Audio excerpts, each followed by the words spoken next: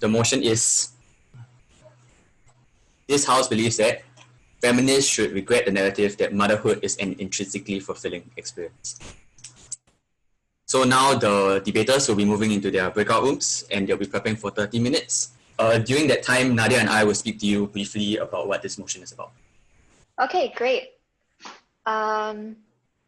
Cool. All right, let's start with the motion primer. So what we'll be doing is just taking you guys through a bit of context with regards to the themes and the current real life situations behind this motion. So hopefully you have a better understanding later. So to start things off really simply, let's talk about feminism because that's what this motion's about. So next slide. So you may have heard like the standard dictionary of definition of feminism, the one that says it's the social, political, economic equality of the sexes. But I think that if there's one concept behind feminism that we all should be familiar with is this whole idea of choice. The idea of choice is really important.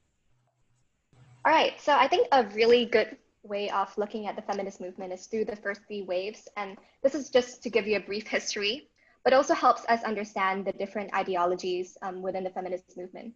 So the first wave, which happened around the 1990s, early 1900s, focused on the legal recognition of women as fellow human beings. So this meant that women were able to own property and were given the right to vote. Then fast forward a few decades, we had the second wave of feminism, which strove to recognize women outside the traditional family structure. This meant that women were able to work, get educated, get equal pay, and also get abortions. The third wave of feminism becomes a little bit more complicated because while the second wave was trying to get women outside the house, the third wave tried to recognize the idea of nuances in the whole concept of women's choice. That meant that third wave feminists were supportive of women who wanted to reclaim female sexuality. So do simple things like wear makeup, wear high heels if they wanted to, even though that's traditionally feminine, as well as do things like become a stay-at-home mother. So why exactly do we have debates on feminism? The reason why I talked about the waves earlier is because there are often tensions between these different waves. So for example, the third wave of feminism would tell you that motherhood is empowering if women choose to do so. But the second wave of feminists would tell you that it may be counterproductive to getting women in the workforce. And these sort of tensions within feminism are popular not only in the world of debating, but also in the world of pop culture and the world in general. And in general, because feminism tries to encapsulate the ideas of literally half the population, it's hard to get feminists as a whole to agree on one approach, which is why we have debates regarding feminism. So let's move on to the next slide. All right, let's talk a little bit about the current challenges surrounding motherhood, because that would sort of give us an idea of the status quo that the motion is trying to fix. Next slide. So I took this infographic from AWARE, the Association of Women's Action and Research. They had an Instagram account, and this graphic was really cool. So basically what it tells us is that caregiving and motherhood in general takes up a lot of time. So mothers often, women in general who choose to be mothers or caregivers don't get to participate in the labor force and don't get to work. So you can see from those statistics that the discrepancy is really quite jarring. Next slide. All right, okay, so let's talk about the current challenges surrounding motherhood. So in the workplace, women who choose to be mothers often have to take time off for maternity leave. And even if they're able to go back in the future, this often sets back their career by a few years. If women don't choose to be mothers, there's also this idea of employers' expectation when they're hiring women around like 20 or 30 years old. They expect women to have children a few years down the line, even if they aren't currently mothers, and may automatically disadvantage them in the hiring process because the idea of a woman having to take maternity leave would hinder their ability to do good work in like a couple of years. There's also the idea of the problem of not having enough flexible working arrangements to enable women to juggle both motherhood and career. And at home, there are also a lot of challenges that mothers face, right? Because it's often not an expectation on fathers to pull their weight in the whole caregiving process. So very often the bulk of the work falls on the mother. Childcaring is also a huge responsibility that takes a mental and physical toll. That's the idea of postnatal or postpartum depression, which basically means that after a mother gives birth, like she has like really, really bad, like mental health issues. They're often not they're not compensated for childcare and work. So even though motherhood is a huge responsibility, there's no way they get paid for it, unlike a regular job. And there's this whole idea of mom shaming. I think it's more popular in like Western culture, or maybe just it's called out more. So this whole idea of like when mothers bring their kids around, mothers of other kids would pick on their methods of parenting, like, oh, why do you not spend enough time with your kid? Or why do you feed your kid certain items? Because when it comes to motherhood or parenting in general, there's just no one way to do it. So very often mothers are subject to critique by other mothers for their own choices. And there's lastly, there's that idea of childcare services. So if moms want to juggle both work and parenting, very often what they do is put their kid in a childcare center and then pick their kid up after work. But the problem is these services are often really expensive. And even if they're able to get these services, they often only accommodate for like 9 to 5 jobs. So these services will only run after school to about like 5 p.m., 6 p.m. Whereas if you're a mother who wants to work like say an evening shift or work really odd hours, they're often not childcare services that are accessible for you. It's also important to take a look at relevant government policies. So abortion laws are actually a big one, in my opinion. If we view motherhood as an empowering experience, for example, this could be a narrative that can be capitalized on by, say, the pro-life movement, which tells mothers that, oh, why get an abortion when you have such a gift of such a fulfilling experience that you could potentially have later on down the line. Egg freezing is another government policy that I think is worthy of talking about. It's worthy to note that it's not actually allowed in Singapore unless it's a medical emergency. So the narrative that motherhood is empowering could affect it either way. It could actually push for egg freezing to be allowed so that women at later ages could still have kids because it's such a fulfilling experience. So just notice that like challenges in the workplace, public policy at home, all affect how women are able to plan how motherhood affects their lives. All right, next slide. All right, let's talk about the narrative that motherhood is intrinsically fulfilling in particular. So notice that, just to clarify, the wording of the motion that it's intrinsically fulfilling means that this narrative is applicable to all cases, regardless of other factors. So you could take a look at it from 2 perspectives. So the first perspective is that even if a woman is plagued with all the problems that I talked about earlier, that motherhood is going to be really, really bad, the workplace is never going to be accommodating to her, the dad is not going to be in the picture, women will still choose to be mothers because of this intrinsically fulfilling narrative. Another way to take a look at it is, even if as a society we try to fix all these problems, like we get good maternity leave, we get good work-life balance for women, this narrative could potentially act as the final push or the final shackle, however you want to take a look at it, that leads women to choosing motherhood. So I didn't put it on the slide, but there was actually a study done that interviewed women who graduated from the same university. So it was a private university in the States. So they were sort of disproportionately advantaged in the whole idea of like starting at a very good place in terms of their career. And what these women said was that, well, when it came to maternity leave or like flexible working accommodations, their employers were actually quite accommodating. But a lot of them still chose to leave their careers behind and become full-time mothers because of essentially this narrative, the idea that they felt so guilty that they were missing out by not being there full-time for their kids. So that's something to think about. Next slide. So before we get into how the debate should look like, I think it's important to characterize what these narratives look like and who enforces these narratives.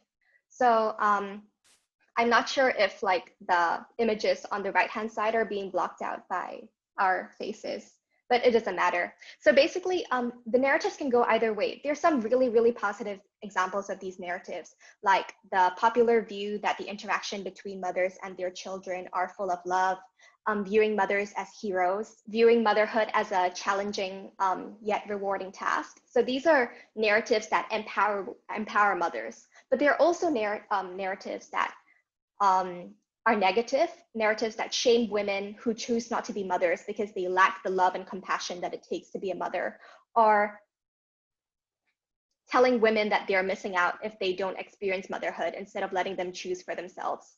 So this narrative that motherhood is an intrinsically fulfilling experience kind of proliferates in very different ways. And depending on whether you're proposition or opposition, you can sort of capitalize on these different characterizations to boost your case. Next slide. All right, so now that we've established what these narratives are, I think it's also important to take a look at who enforces these narratives. So it could be really innocent, like mothers actively sharing on, for example, social media of how fulfilled motherhood has made them, or telling their friends this through friendly conversations. But it could also be quite toxic. For example, your mom expecting you as like her daughter to have a kid, or telling her that, you know, your biological clock is ticking, so you have to have a kid ASAP if you want to get this fulfilling experience. You could have a spouse who decides that the reason he doesn't want to take care of your kid along with you is because of this narrative. Oh, because being a mother is supposed to be a fulfilling experience for you, I should not take that away from you, and therefore I'm not going to help. So that's a kind of a toxic way to enforce this narrative. In the workplace and in public policy, it's an expectation that a female employee around the childbearing age will have kids. So this expectation can be brought up during interviews or during casual chats, like, oh, by the way, when are you going to have a kid? And if the female employee, for example, says, oh, I don't plan to have a kid, it's very easy for people in the workplace and colleagues in general to say, well, are you sure you want to miss out on this experience? And another thing is the idea of how employers, as a result of these narratives, view when their employees choose to be a mother, they view that as a self-serving act, or as an act that's going to bring them gratitude. And therefore, they think that, oh, because you're going off and doing something that you love, why should I bother giving you good maternity leave advantages, or giving you the ability to keep your job because you're going off to do something fulfilling anyway. So these are different ways that different actors can enforce the narrative. Next slide. All right, and let's talk about alternative forces that can persuade women to have kids. And I think that this is important because these forces exist on both sides. So opposition can't just argue that, oh, without this narrative that motherhood is an intrinsically fulfilling experience, no woman is going to choose to have a mother, choose to be a mother, or choose to have kids. So there are alternative forces, right? So for example, social forces that, especially in an Asian context, we want to carry on the family name, and because of biology, women are the only ones who can do so. Or you could be married to a husband who believes that one of his life goals is to have a kid, and therefore by being his wife, you kind of have to do that for him. It could be economic forces. So for example, in less developed areas, the idea that families need kids in order to develop their family business or tend to family farms. It could be government policies that tie welfare packages or subsidies to getting married. So for example, getting like a subsidized HDB in Singapore, I think only married couples would be eligible for that, if I'm not wrong. And with marriage often comes the pressure to like have kids in the future. I think women earning low incomes and unfulfilling work is also a big thing, as I'll explain later. All right, so the reason why I wanted to talk about these alternative forces is that they can be capitalized on by both sides. So for example, on proposition, you may argue that these forces are made stronger by the narrative that motherhood is an intrinsically fulfilling experience. So for example, you're more likely to walk away from your job if you're currently earning a low income and unfulfilling work, and you think your work prospect is just really, really crappy. And therefore, if you have this idea that, oh, motherhood is an intrinsically fulfilling experience, then you're more likely to leave an unfulfilling job for a fulfilling experience in the future. Whereas if your job was like already really great to begin with, that narrative wouldn't be as strong a persuading force, if that makes sense. Proposition can also say that this narrative that motherhood is an intrinsically fulfilling experience is uniquely suffocating. So it's very easy for feminist groups to sort of advocate against these other social forces. So they could say, oh, the idea that you have to carry on your family name and that people and your husband should persuade you of what to do or what not to do is so archaic. It's very easy to argue against that. But when it comes to arguing against something like motherhood brings you happiness, it's very hard to say that, oh, that's a very non-feminist thing to say because it discredits the happiness of many women. So that could be an argument.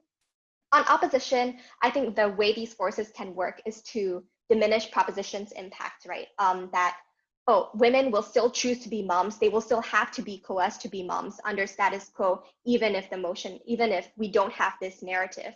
So therefore, at least this narrative is still there to be a source of comfort that women can still choose to be mothers out of their own happiness.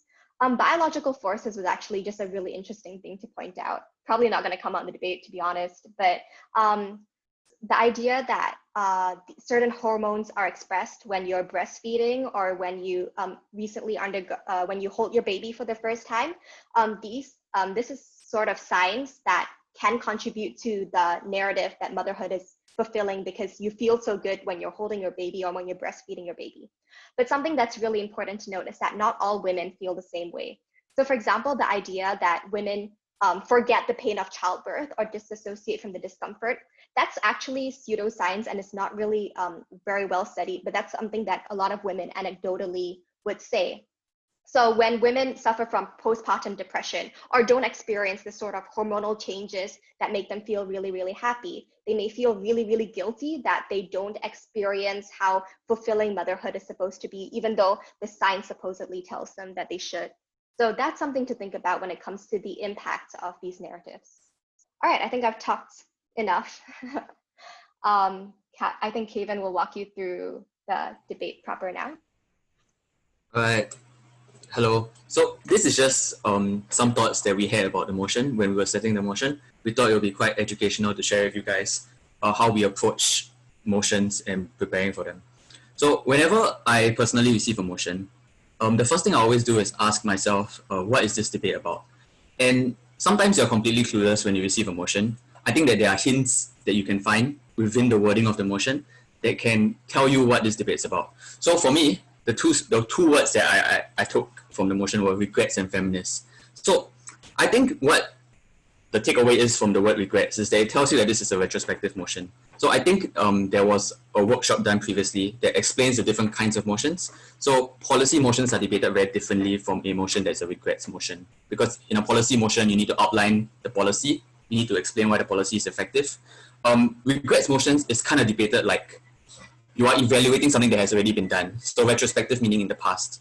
So in the same way that you consider to yourself how do you regret something you did in the past, it's the same way you approach a regrets motion, at least in my opinion. So you need to consider the things that already happened, or have some form of framework to weigh whether this is beneficial or not, and then you come to the conclusion about whether this is something worth regretting or not. The thing about regrets motion is that you do need a counterfactual if you regret something. So if you do regret it, then what would you want to happen instead? And this is where I think you need to use your imagination. So you need to imagine a world where this narrative did not exist. And what do you think this world would look like? So I think Nadia gave you a lot of very good examples of alternative narratives in her previous slides. So these are ideas that you can have, right? So it's not just about regretting one thing and then saying you don't like that thing. It's also about talking about the world that you would prefer. And if you notice, that makes the debate a lot more comparative because you're directly comparing two worlds. It makes it very easy for the judge to go, which world would I prefer to live in? Again, I think it just helps with making the debate a lot cleaner. Like a lot of feedback that judges give about regrets motion is it's very messy. You know, I don't know how to weigh the different things that are being said. If you have a very clear comparison between the two different worlds, then I think it makes it a lot easier. But you can't just assert that the world will be this way. You also have to give reasons as to why the world will evolve in this way if you regret this narrative. So I think that's the first key word, the first key takeaway from the motion. The second is quite obviously the word feminist. So this motion is not just generically, let's discuss about social narratives. They're asking for the attitude a specific actor should hold, right? So you need to outline the interests of this actor. You need to paint and illustrate to us what this feminist movement looks like. So we're able to put ourselves in the mind of the feminist movement and determine whether the feminist movement should or should not regret something. And I think that adds a lot more character to the debate. It grounds the debate a lot more when you know what the actor that is being discussed in this debate as well. So with these two pieces of information, and clearly you can draw a lot more information from the other words as well, I think you begin to see the contours of this debate. And that helps you create a filter of relevancy. So a lot of problems I've seen personally and also when I've been judging debates, is that some arguments become irrelevant. They're not linked very well to the motion. And I think sometimes when you start prepping, you get lost in your own argumentation. You have so many brilliant ideas that you want to throw out, and then you forget that you need to answer a question, which is the motion. I think by having a filter of relevancy, right, that this debate is about retrospection and this debate is about the feminist movement, it helps you not lose sight of the debate. And I think that's particularly important towards the end of the debate in showing the judge that you have answered the question, right, that you have given sufficient reason why this should be regretted or not. So I hope that you guys will be able to apply this to your own prep to make sure that all the things you say are relevant. If you're wondering what is considered relevant, the words in the debate outline the parameters for what should be discussed. Okay, so let's go to burdens. So I think you guys should already be familiar with what burdens are. Burdens are things that you need to prove in a debate. The total sum of your words should prove something at the end of your speech. You should be trying to prove a point. So these are just two burdens that I've personally chosen the debate should be about. These are not like the answer key to this motion. I think the debaters later might choose different motions. There are a whole variety of motions that you can choose, but these, for the purpose of demonstration, these are the two burdens I've chosen. So I want to clarify that first. Different debaters choose different burdens. There's no like always correct answer or always wrong answer. It's just how you debate it. So on proposition, I've chosen that this narrative restricts the choice of women. I think Nadia touched about this briefly as well. How that if you think it's an intrinsically fulfilling experience, you're likely to want to do it more than your job, which is probably not very fulfilling.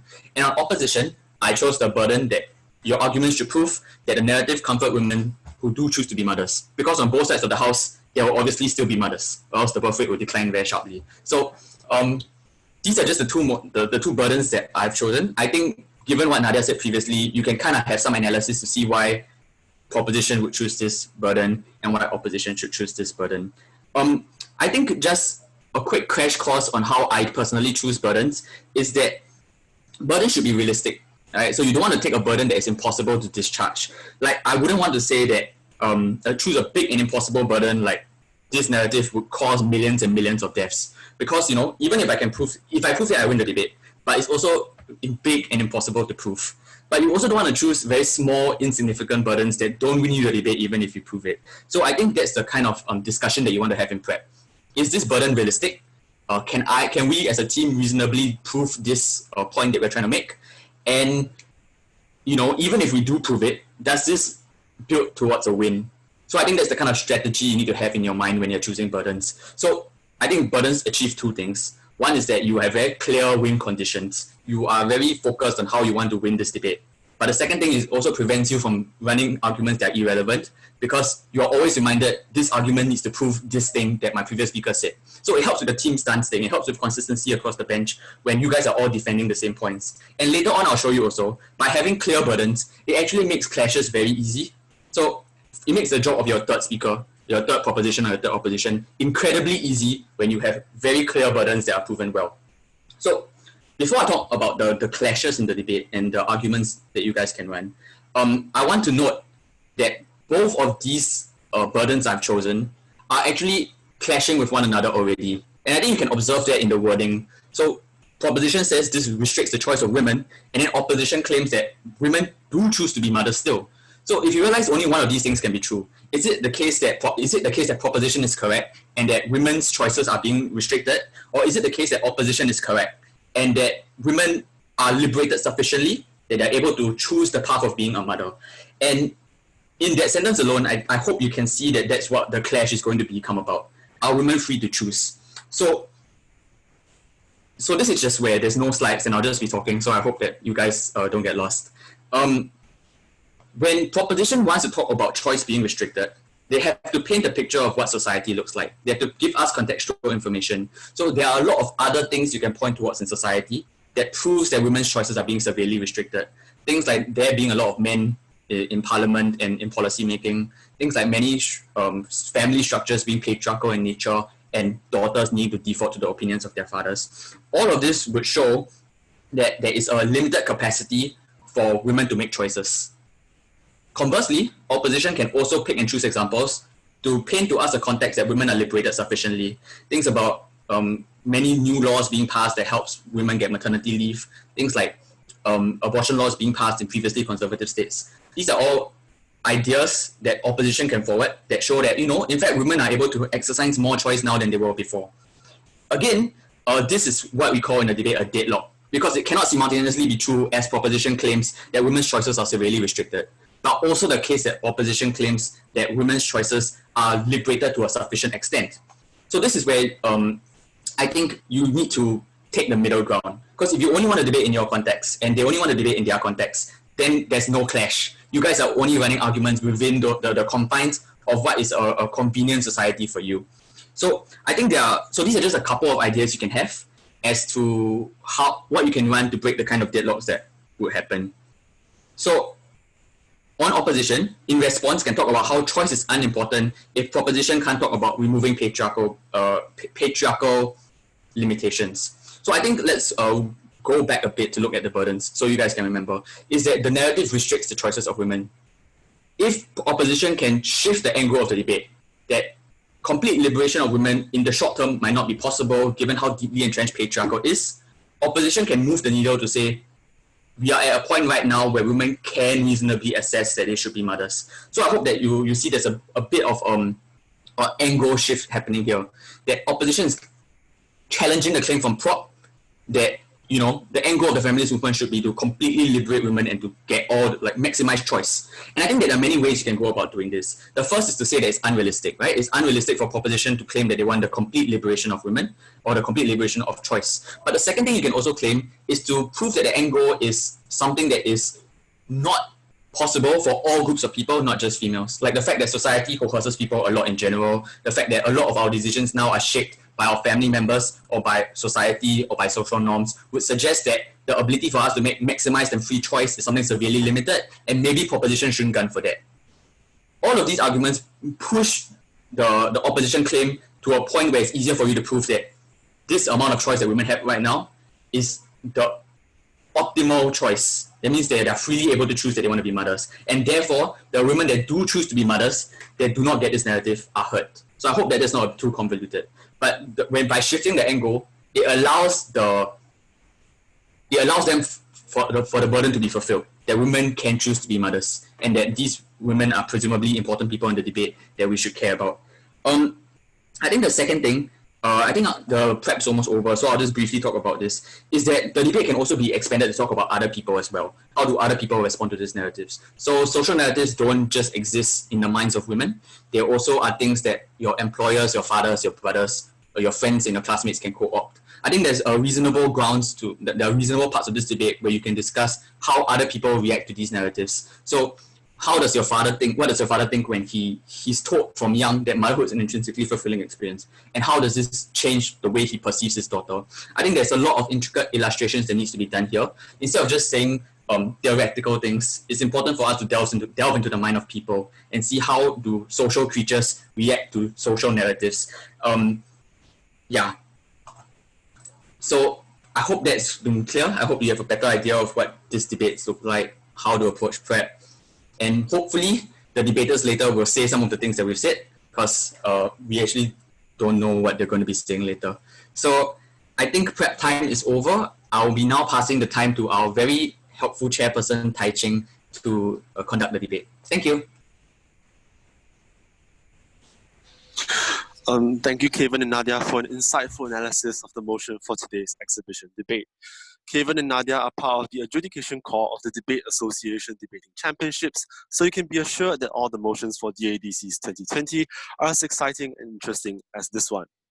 Without further ado, may I invite the debaters back from their preparation rooms and begin the exhibition debate. My name is Tai Ching, and I will be your chairman and timekeeper for this debate. For the purposes of this debate, each speaker will have 6 minutes to make their speeches, and after all 6 substantive speeches have been made, each team will have the opportunity to make a 3-minute reply speech. This can be made by either the first or second speaker on the team. No points of information are allowed during reply speeches. The opposition will make their reply speech first. It now gives me great pleasure to announce the debaters participating in the Debate Association exhibition debate. Introducing the proposition. The first proposition speaker for this debate is Viha. Viha is a shining star in the Singaporean circuit.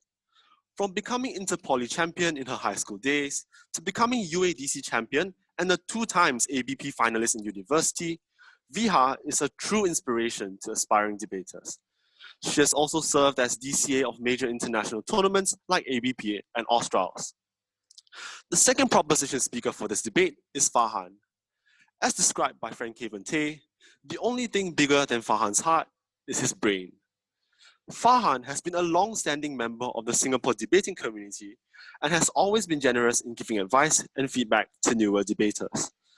And what better person than the ABP finalist, Penang Debate Championship finalist, SIMDO champion, and WRNUS 2019 champion to be a figure of guidance for our circuit. Farhan is also a co-adjudicator of DADC's 2020. And the third proposition speaker is Adil.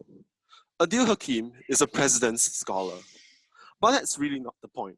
His success extends beyond just academics, and he is an excellent debater, winning the United Asians Debating Championships and then serving as an EdgeCore member. He has also won the World Schools Debating Championship and was the grand finalist of the Asian British Parliamentary Debating Championship, a debating legend that has gone through dark times and, having been beaten down by others, has risen up and dominated the JC and university circuit. The reply will be delivered by Viha. Introducing the opposition. The first opposition speaker is Huiyi. Huiyi has made an indelible mark on the Singapore debate scene. She might be known as the person who managed to represent 3 different Singapore unis at major international tournaments, but she's a lot more than just that. From being a UADC champion and Australs quarterfinalist, to being an excellent coach to both Singapore Polytechnic and Paya Lebar Methodist Girls' School, to edge-coring multiple tournaments, Huiyi has done it all in debating and has done it all incredibly well. The second opposition speaker is Subra. Subra is the ultimate role model for what perseverance and hard work can achieve. Having to hold an entire university debate club together almost single-handedly for 3 years didn't stop him from coming out of the other side with incredible achievements like ABP finalist, Australs quarter-finalist, and Cambridge 4th quarter-finalist. He has also gone on to EdgeCore at numerous tournaments and coach debating at a few different schools. And the third opposition speaker is Joel. Not to be outdone by the impressive careers of the previous speakers, Joel is also an equally impressive and seasoned debater. He has won the UT Mara Debating Open and more recently has won the Cicero World Tour, finishing as the overall best speaker. As a judge, he has broken at the United Asians Debating Championships 2018, served as the Deputy Chief at NTU Pro-Ams 2019, and even was an independent adjudicator at the World's University Debating Championships. The reply will be delivered by Huiyi. The motion for today's debate is, this House believes that feminists should regret the narrative that motherhood is an intrinsically fulfilling experience. Without further ado, I call the House to order and invite the first speaker for the proposition to open the debate. Can everyone hear me? Is this okay? Historically, women all across the world are consigned and shackled to the notion that motherhood is their end goal in life. Their value is determined by whether or not they manage to get married, settle down, and have multiple children. The truth of the matter is this narrative was constructed by the patriarchy, and on side proposition, we will stand for it no longer. 2 bits of characterization before my substantive. First, on how the narrative came about, and secondly, what the alternative is that we think feminists should defend.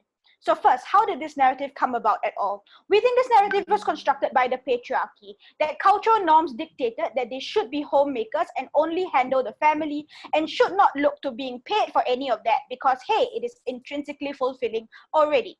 But 2, it is reinforced by every single part of society. Unfair workplace conditions like chances of landing promotions and jobs are dependent on that. Movies and cinemas do it also. Our own family, through generations upon generations of this, continue to perpetuate this for us. But 3, this homogenizes all women to feeling the exact same way about it because it is easier to control women when you say, look, all other women also feel intrinsically fulfilled by this. Therefore, it must be biologically natural to you and you should feel it too. We think that that narrative is toxic and manipulative. What is the alternative that we think feminists should defend instead? One, we think that motherhood could possibly be a good experience given that experiences are subjectively interpreted. The fundamental problem we have is that the term intrinsically fulfilling experience blindsides women to the cost associated with motherhood. What would the world looked like if feminists have a choice? We would defend a counter-narrative that empowers and encourages women to prioritize themselves first. What this looks like is a woman should be able to decide what is best for herself rather than deferring the autonomy to make such choices to someone else or to an assumption that one particular type of end goal is intrinsically more fulfilling than any other type of experience. In case division, we're going to do two things in this speech. One, in my first speech, I'm going to talk about why this is objectively bad for individual women. There are about 2 to 3 different layers here. Farhan in second will then talk about why this hurts the feminist movement as a collective and therefore why the feminist movement should push forward in regretting and rejecting this narrative in and of itself. So let's start with that first substantive. Why is it objectively bad for individual women to have this narrative out in society that motherhood is an intrinsically fulfilling experience? The first thing we want to talk about is the fact that this is an uninformed decision that women get into.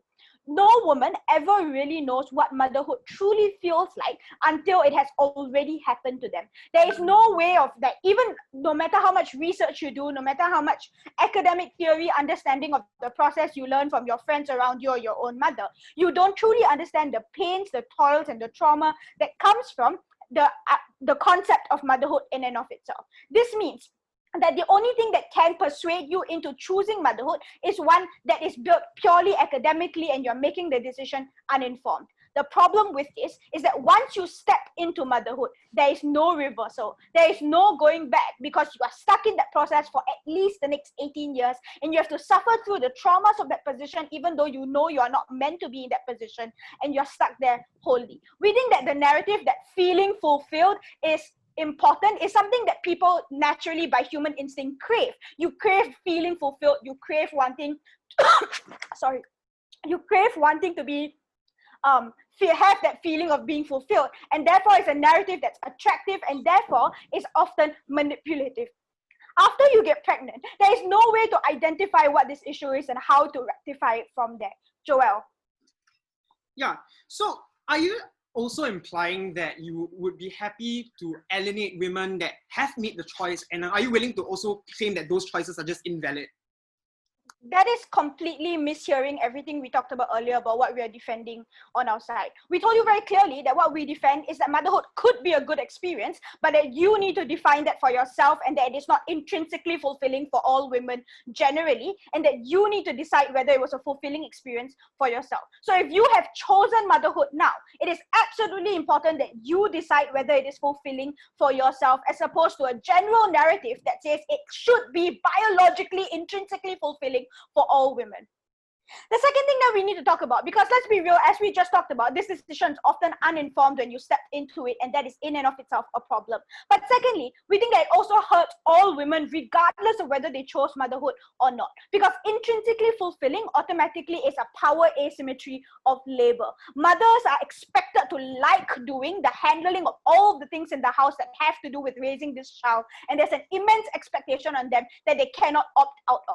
We think that there are 3 different results that come from this. The first is that women take the majority of the burden on in the house with no reprieve and are seen as just their obligation to do so. This means that this narrative affects even women who are not even mothers yet, because women are now told just because they are wives, just because they are daughters, that hey, motherhood and the home and the homemaking is your ultimate happiness, is your place where you will feel the most fulfilling. So the problem with the narrative isn't so much what the women themselves feel, but as is what the rest of society does with this narrative to women, because this narrative exists generally. We think that all women, even those who are not mothers, are affected by this. But secondly, we think that you get the breakdown of family units because women who are not meant for motherhood end up in a spiral of depression and anxiety, but everyone in the family just does not understand why motherhood is supposed to be intrinsic, or does not understand why, since motherhood is supposed to be intrinsic for them. Women don't get the mental health help they need, but instead get vitriol and insults from family members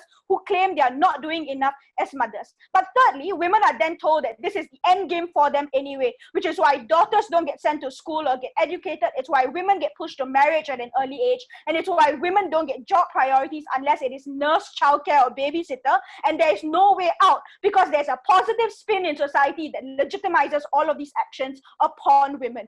We think that this is highly problematic, it's toxic, and it's manipulative of women. And it stems absolutely from saying that this is intrinsically and biologically fulfilling purely because women are who they are. We propose. I thank the speaker for her speech. I now call upon the first opposition speaker to deliver their speech. Okay, can you guys hear me?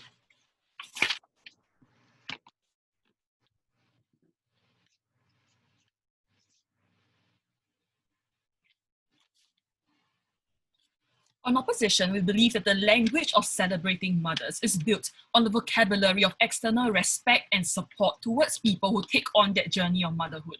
And we think that in downplaying and diminishing its present social cultural significance, feminism would end up on proposition's side, making motherhood all the more difficult for the many women who at some point in their life will choose to become mothers. Before I go into my case proper, a few rebuttals for the House. Firstly, on its contention that motherhood is a coerced choice. We don't think that is true. We think that things like christening parties, women who seek treatment of fertility issues, show how many women do aspire and want to have motherhood be part of their entire lives.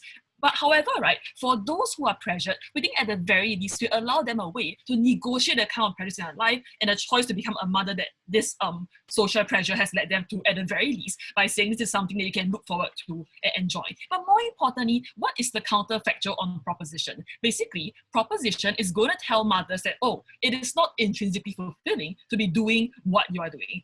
Feminism will be telling mothers on their side, I guess you like this 18-year commitment, though many other women don't. The implication is therefore, anyone who has anything good to say about being a mother and who dares to articulate it will be seen as somebody who deserves all the trials and tribulations of motherhood without getting any external support to make that journey, to make that walk any easier. Second rebuttal, Viha tells us that it's an ill-informed choice to become a mother, but we don't really buy that logic.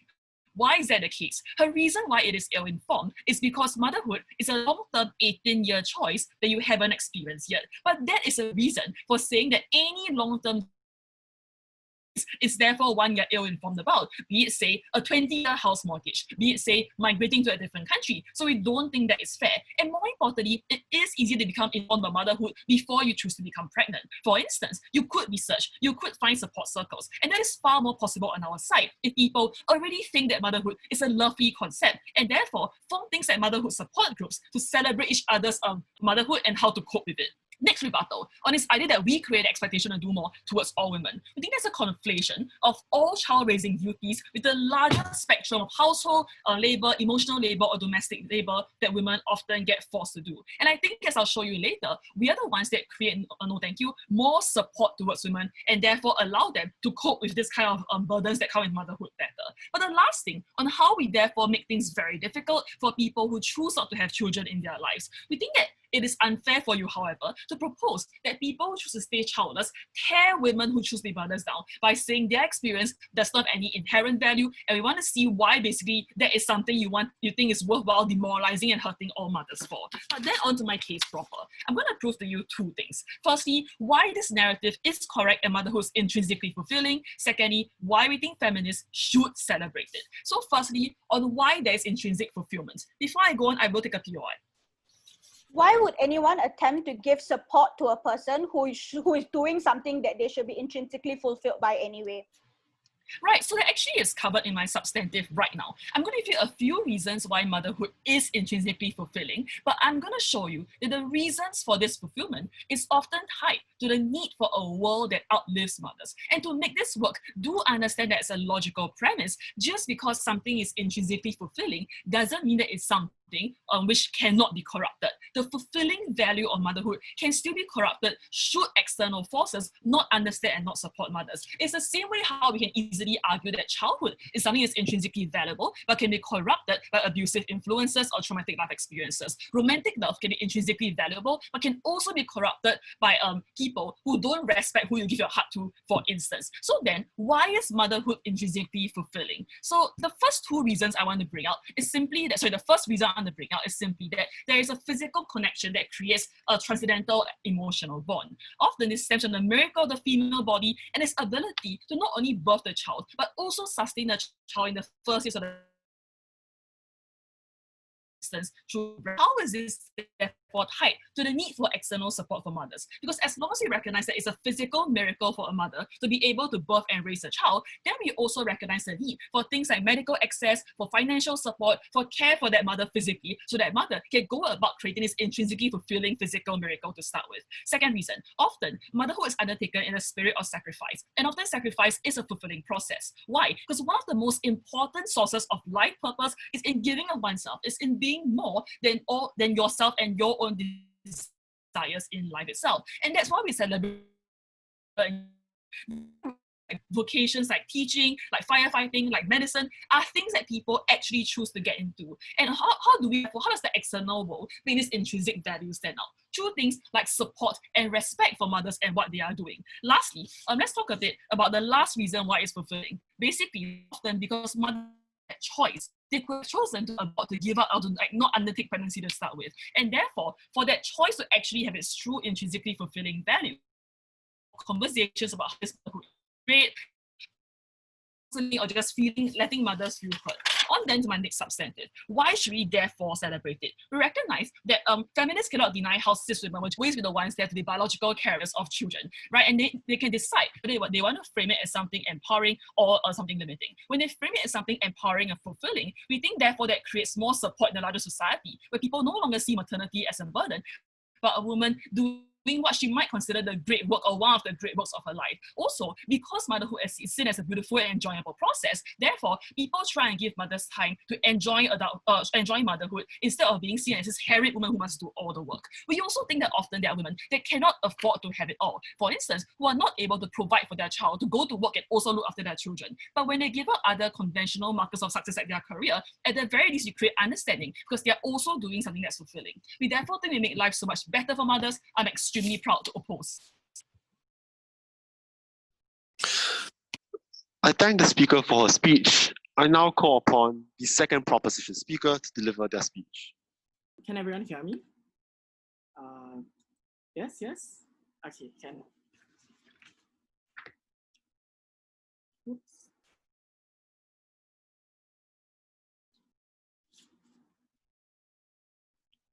Motherhood might truly be a miracle for some, as Huiyi rightfully points out, but it is a nightmare for many.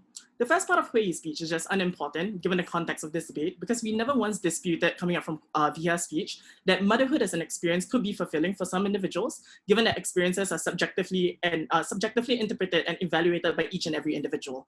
I think the term that Huiyi casually ignores is the term intrinsic, which means that based on what Viha have told you, that a lot of the experiences that women have, that they are made to feel that motherhood is the be-all and end-all outcome for them, and that the experiences that they are able to extrapolate from motherhood is something that's so intrinsically important that all other hurt and all other costs that's associated with motherhood is something that is out of disregard or is something that they should disregard. So I think that's the first thing that you want to take note of Huiyi's speech, given that the first 3 minutes is perhaps not very relevant in the discussion of this debate. There are two quick points of refutations before moving on to my substantive as to why this hurts feminist movement as a collective.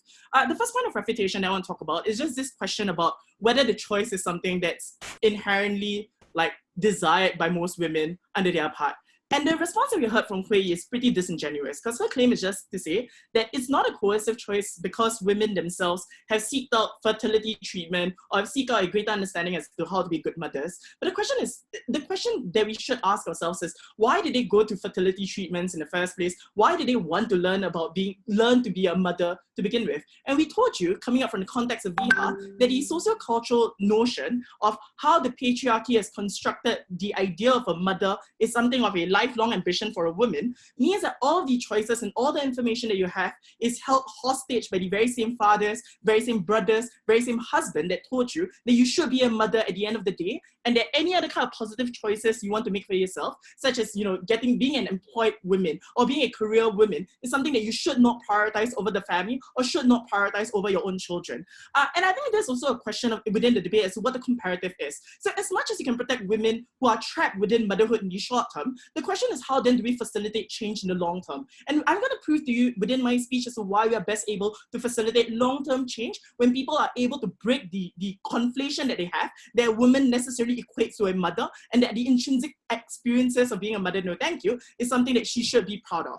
The second thing I therefore want to respond quickly is this idea as to whether support is likely to happen when this narrative exists. I think that's why Huiyi ignored a large bulk of like Viha's argumentation when she told you why women have very little choice within the status quo at a point in time where this narrative is promoted all the time. And we told you right from the get-go that the support does not exist because it is seen to be an intrinsically fulfilling experience. No.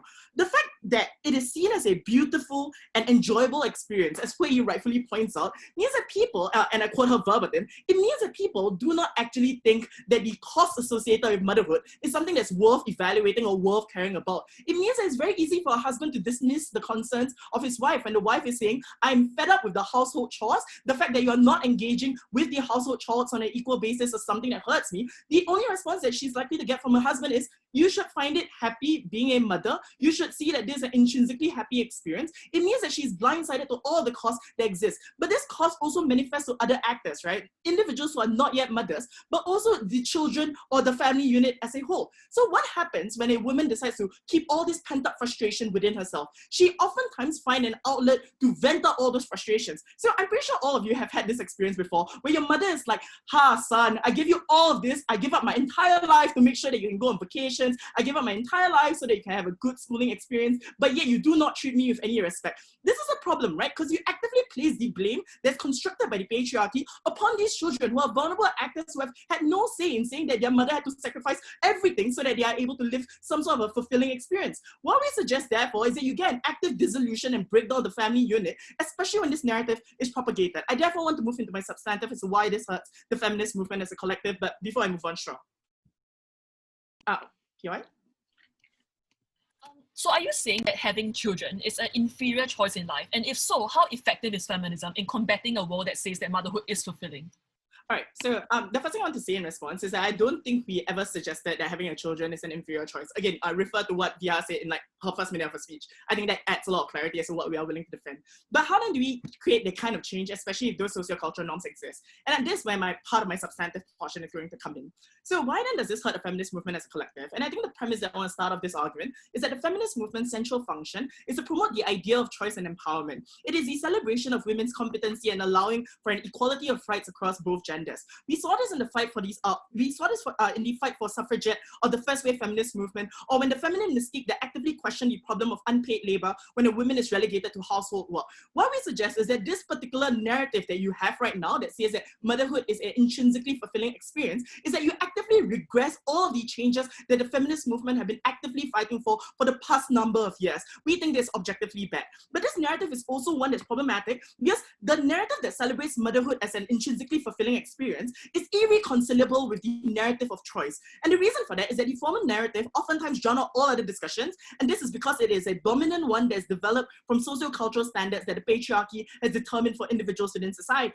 So for example, it's just unlikely that the feminist movement can on one hand say that motherhood is an intrinsically fulfilling experience, while at the same time saying that you should be able to prioritize yourself first and foremost and be a career woman if you choose to do so. The second problem is that this narrative actively turns away women who are traumatized by the experiences of motherhood. Individuals who want to have the choice but are now told that the very same feminists that are defending their choice is telling them that they should be motherhood, or that they should engage in the act of motherhood, that is an intrinsically fulfilling experience. But the last thing, therefore, in terms of how we create change, is that we need to break the conflation that exists right now. The women themselves are not consigned to the fate of being mothers, that they should not see it as an intrinsically fulfilling experience. Only then do you create a rational form of thinking that allows women to evaluate what is truly good for them, and for those reasons, you have to stand on the side that actively protects women from all kinds of hurt within society.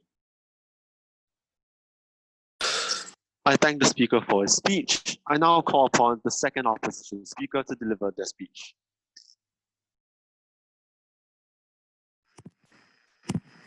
Can everyone hear me?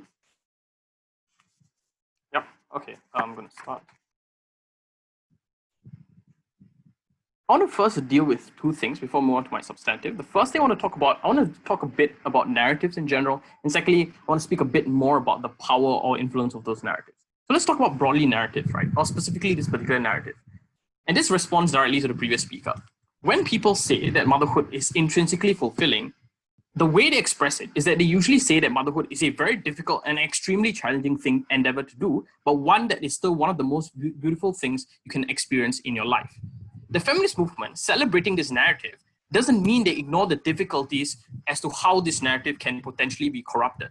If you look at narratives as a concept that people like advocate for, they are always going to be privy to corruption, and this exists for motherhood as well as other narratives that the feminist movement decides to celebrate.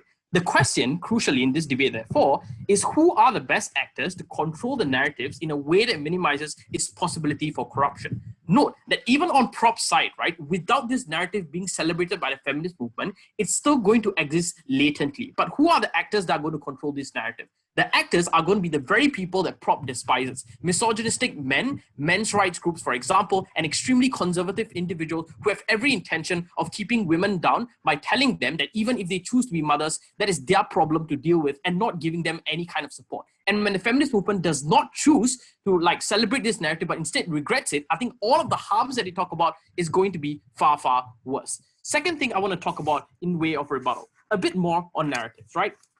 I think the way in which I want to discuss this is I want to discuss the degree of agency that women have with regards to whether they can, opt into this narrative in a good way or in a bad way, right? Because Viha says, for example, that you have very little agency to opt into this because everyone tells you that this is how you should live your life, and being a mother is directly connected to your value as a woman. I think there are various degrees of agency that different actors in this debate have, which I think proposition has ignored. Here's my first response. In the first world, I think there's a large degree of agency which exists when interacting with narrative, which means that many women can exercise this narrative just fine. Therefore, I think all the stuff that Huiyi talks about in the first 3 minutes of a speech are still quite relevant because a lot of women do opt into this narrative and they deserve to be celebrated for wanting or thinking that motherhood is an intrinsically fulfilling experience. Second response, for women whose agency is limited, right? And here's where we deal with some of the harms that we talk about. I think you still heard the empowerment far worse on proposition. How so? I think some of the stuff that Viha says as to how you receive support is slightly misleading. Here's why, 2 reasons, right? The first reason is, usually when you decide to be a mother, for example, usually talk to your own mothers or other women in your life who have become mothers, for example, as like benchmarks as to what to expect in terms of the experience before you even know it. I think this also like goes directly nicely with Huiyi's argument about how a lot of things in life often things that you don't know. Therefore, like to make an argument that just because you don't know about something that therefore it means that it's harmful is not a line of logic that I think works in their case. I think this is something that Farhan didn't actually respond to and simply said that it was irrelevant. Second response, I think new mothers also often have others supporting them. I think this also goes to the crux of something that Prop also ignored that Huiyi talked about. Huiyi talks about how once you agree that a narrative is intrinsically fulfilling, the reason why it's intrinsically fulfilling is because you receive external support and validation from other people in your life. And I think this extends to motherhood as well, especially when it's celebrated. How so? People like grandmothers, for example, often have to take care of your kids and educate them or educate mothers on doing those things.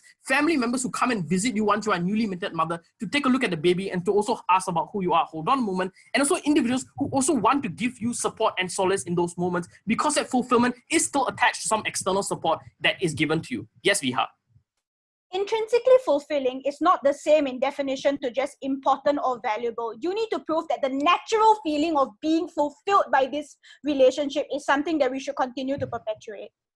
Sure, I think that happens as well. I'll get to that in my substantive, but let me finish my response here, right? I think things that we consider intrinsically fulfilling life are often attached to external support factors, right? Things like childhood, marriage, or like being a parent are considered intrinsically valuable, not just because they're valuable for the person themselves, but because of how that person interacts with other individuals in their life, which therefore means that their experience is valuable. And motherhood is the same thing, right? It's the act of sacrifice in terms of sacrificing your own wishes for the life of someone else and giving that life to someone else. I think narrating that sort of vision and narrative can still be very empowering in society. I think the potential strongest argument on opposition prop, therefore, and this goes on to my substantive, as to how this narrative is likely to be corrupted. Here's why I think corruption is less likely to happen on outside of the house. In cases of corruption of a narrative, if the narrative doesn't exist, less support is given to women because the people around them think that this is a choice that women consented to anyway, and therefore they shouldn't be expecting any kind of support. But the second reason why, and this goes on to the narrative and how it's good, right? This narrative enables women from conservative backgrounds to access a form of empowerment which increases their satisfaction. The premise here is that women in many conservative countries like India, Pakistan, Nigeria, and Iran often become mothers not fully always out of choice, but out of circumstance of poverty. Note that this group is going to exist even if feminists reject this narrative on prop, because that brand of feminism is not going to be adopted in those society.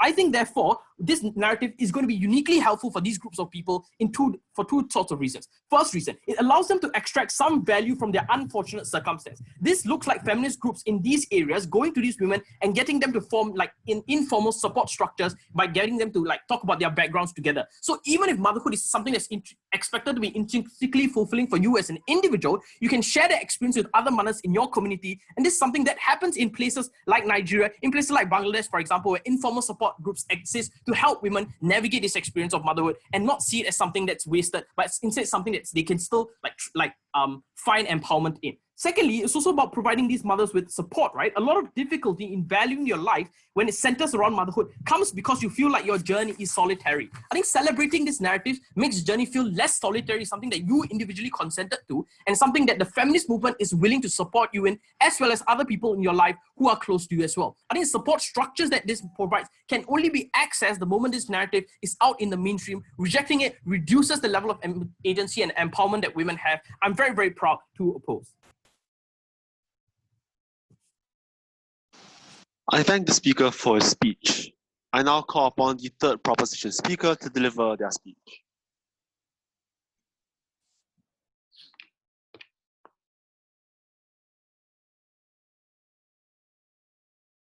Hello everyone, can you guys hear me? Just testing. Sweet. Okay, with all due respect, maybe it's just me being particularly stupid, but I don't quite understand what the hell the opposition side is saying. And I think that's true for one very, very simple reason, which is you don't use big fancy words as substitutes for actual analysis. And as a result of that, I'm going to be talking about one key point today. And if I can cover that one key point, maybe I'll consider covering the long-term implications of this policy, what the trade-offs we have to make are. But the one key point is about characterization.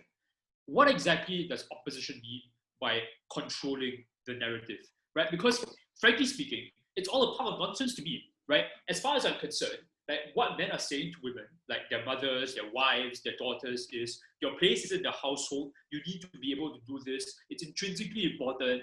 You should not leave your post. You should not go out and have a career of your own. You should not decide to not have kids. And what women do in response on the opposition side is say, we agree with this. Oh yeah, we're going to support this narrative that motherhood is intrinsically important. You should all stay at home. That is not controlling the narrative. That is merely acquiescing, agreeing to the very patriarchal structures which men have already placed upon you. Just because you affirm it, just because you provide support groups to other mothers to say, don't worry, we understand your struggle, motherhood is intrinsically important, it doesn't A, change how men treat you. It doesn't A, change the fact that men treat women as inferior people, or that they see motherhood as an inferior role, or that the real reason why they say that motherhood is intrinsically important is not actually because they believe motherhood is intrinsically important, it's because they want to con you into thinking that motherhood is intrinsically important so that you'll be happy staying where you are. At that point in time, then you don't control the narrative at all. And think about it. I think my two previous speakers have already told you about this, but when, as a mother, you are being bombarded from day to day with your everyday injustices, men refusing to do housework, men refusing to allow you to earn your own salary, men refusing you to make decisions outside the household because after all, motherhood is an intrinsically important thing, and that's where you ought to be. And then the other women in your life, your mothers, your grandmothers are telling you the same thing. Women in these circumstances don't actually feel heard.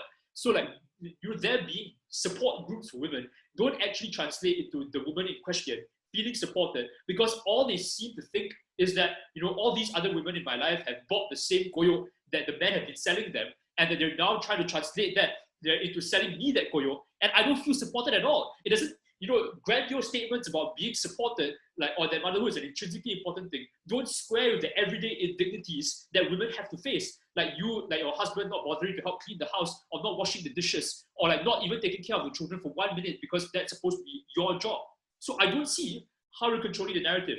And if opposition can't even win this basic argument, they lose this debate, right? Because every argument they have is premised on the notion of controlling the narrative. If they can control the narrative, then they can create some benefit for women. If they can create some benefit for women, then we talk about the trade-offs, the harm versus benefits. But if they can't even prove this basic premise, they don't have any benefits, which means they don't win this debate at all.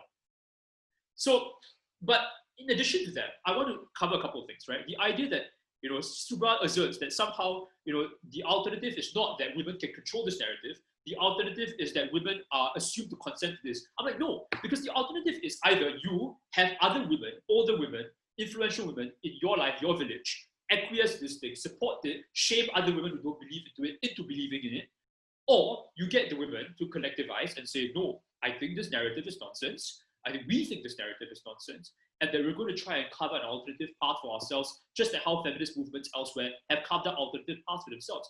Would this subject you to lots of persecution by then? Yes, that's true, like most social movements. But over the course of a couple of generations, what eventually happens is, at the very least, you're not alone. There are other women out there who agree with you that this narrative is nonsense, and that there are other ways to be a woman, other ways to be a successful person. And eventually you get enough of a critical mass of people to believe this idea, both like within your local communities, as well as like your networks in like higher up places, such that you can eventually get access to better jobs, or that you can get access to political power, and slowly you build your way up, and then you change the system around you.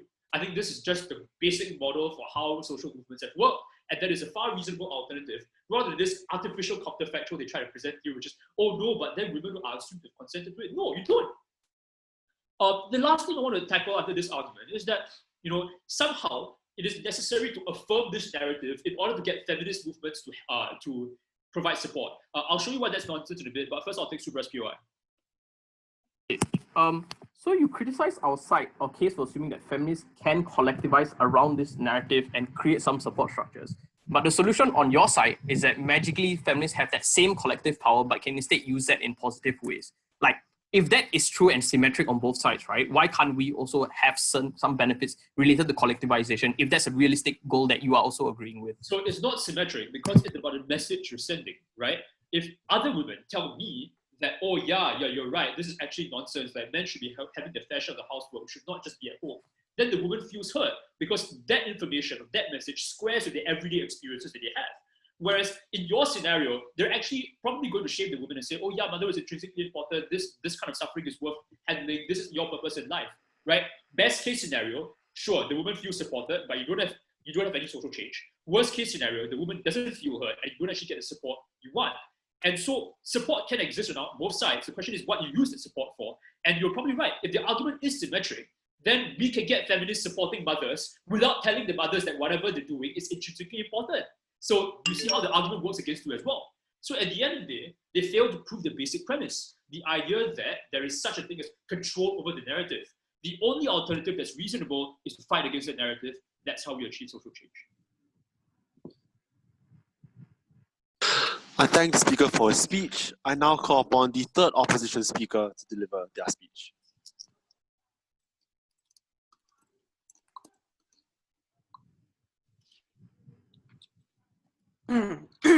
Hi, can everyone hear me?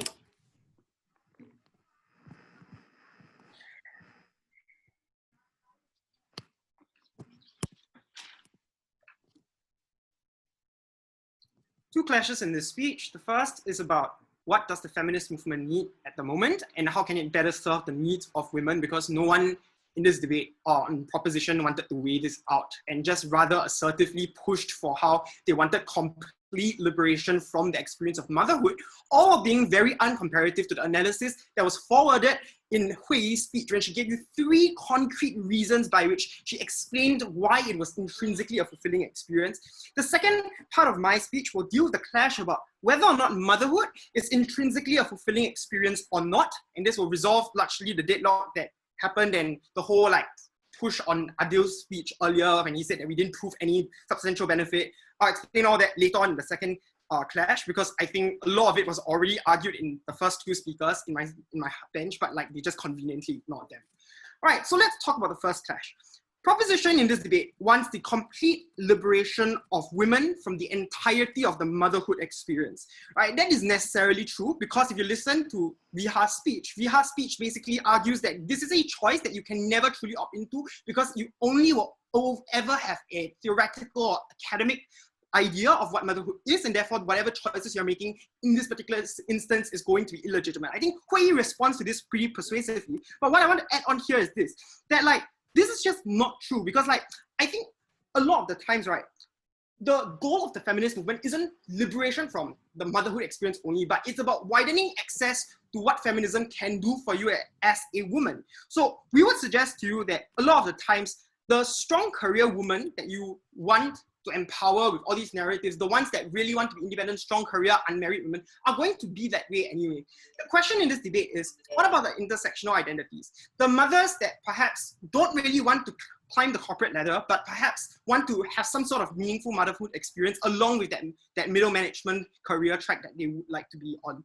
We think that in this debate, being able to claim that, or being able to reclaim this particular narrative in the way that we've described earlier or argued earlier, means that, for example, these women are able to do things like use their extra time, right, while being at home, even if it means in the first few years they have to resign, right, and they have to take a step back and they have to, raise the child from home before re-entering the workplace after, because they have to take care of the child in their infant years.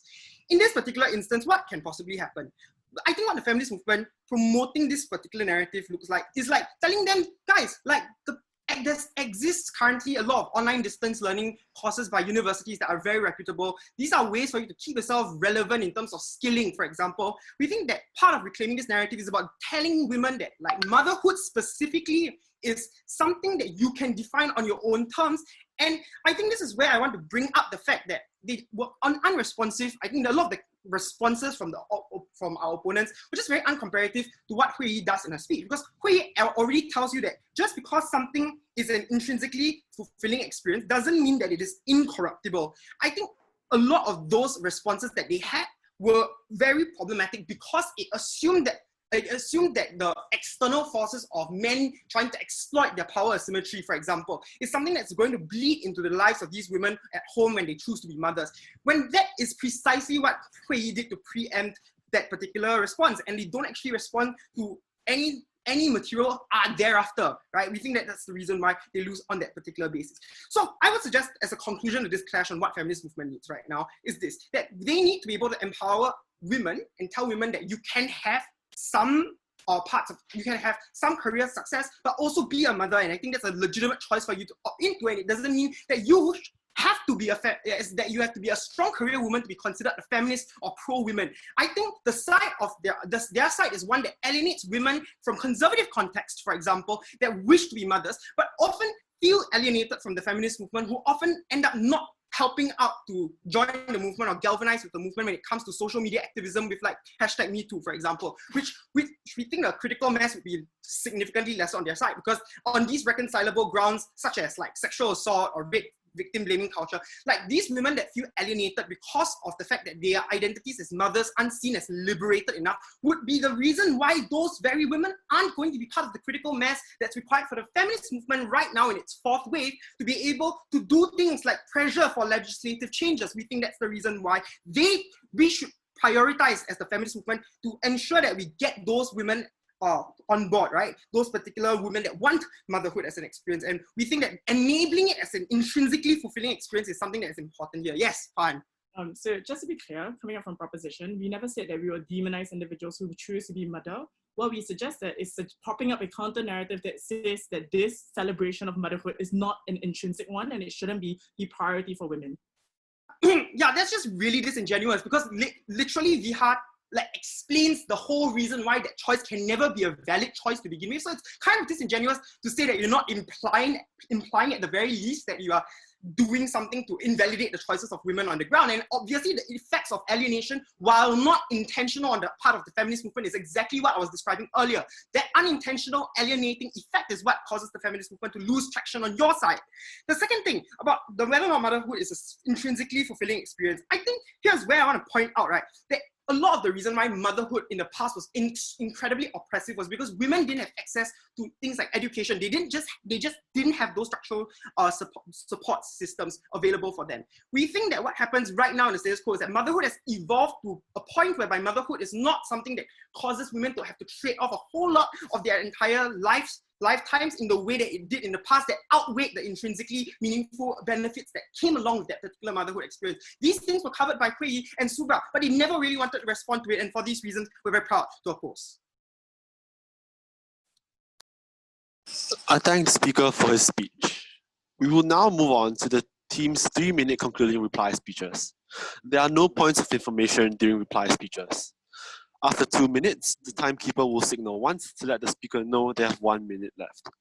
At 3 minutes, the timekeeper will signal twice. To deliver the opposition reply speech, I call upon Huiyi.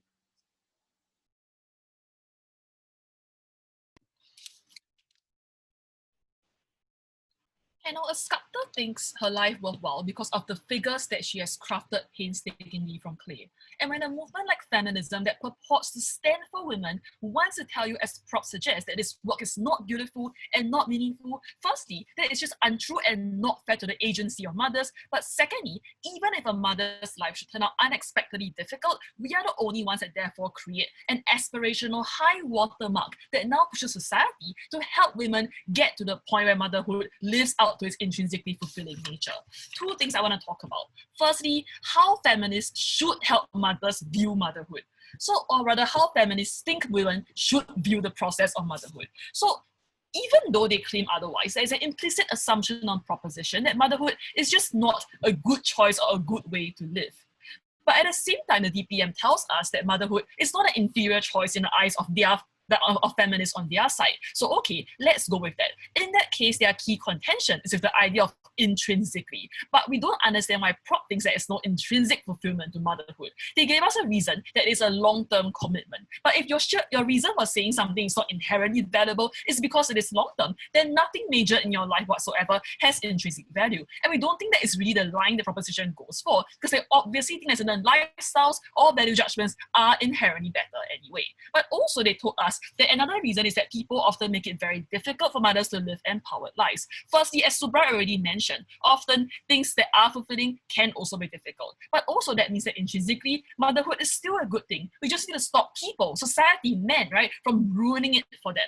You can only ruin something that had value to begin with. And a word doesn't understand how motherhood is good would also never understand how the other ones that are truly ruining it for mothers everywhere. But that brings me on to my second point on comparative outcomes. And there are two groups of people I want to talk about. Firstly, people, the large majority who do choose to experience motherhood. We are the ones that allow these women to get support because now feminism pushes the world to recognize that this motherhood is a good thing that is worth promoting. Therefore, as a mother, you still feel affirmed as a good feminist or a true woman, even if you have chosen to prioritize your motherhood over, say, your career or other conventional markers of material success. At the same time, it's easier for you to argue for things like maternity leave instead of being shamed, because now feminism tells your workplace, tells the corporate environment, these women are doing noble, fulfilling things, and therefore we should support them in getting there instead of, say, firing them or removing benefits should they choose to get pregnant. But also about people who feel pressure into motherhood. As already mentioned by my previous speakers, at the very least, they don't feel disempowered or ineligible for other things that feminism stands for because they feel as though their choice is legitimate and fulfilling. But also, we think that is therefore far more important than prop's priority of people who choose to stay child-free, because these people often have the social capital to defy convention and do what they want in their lives anyway. We therefore help mothers, be those who relish motherhood or those who feel pressured from the start. I'm extremely proud to oppose. And now to conclude the case for the proposition and the debate as a whole, I call upon Viha.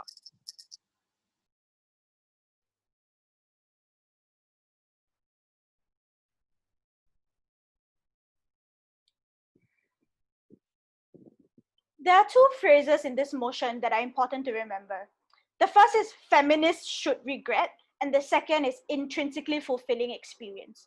A lot of what side opposition has done with their case is to purposely blur the really obvious definitions of what these phrases are. Let's start with that second one of intrinsically fulfilling. Almost all of Huiyi's speech in first opposition, and even Subra's in second, conflates intrinsically fulfilling with important or valuable or good. It is perfectly okay to say that all choices that women make have value. They should be supported. They should be given assistance on. None of them have to be sold as intrinsically fulfilling to make that happen. The definition of that phrase should have been obvious. That intrinsically fulfilling means that it is naturally and biologically should give you happiness or satisfaction. Considering that, all of opposition's analysis about support flies out the window because it is exactly a narrative of biological, natural happiness that means that support should be unnecessary, that asking for assistance is asking for too much, and that fulfillment is something that all humans should want, so how dare you pretend like it doesn't make you happy.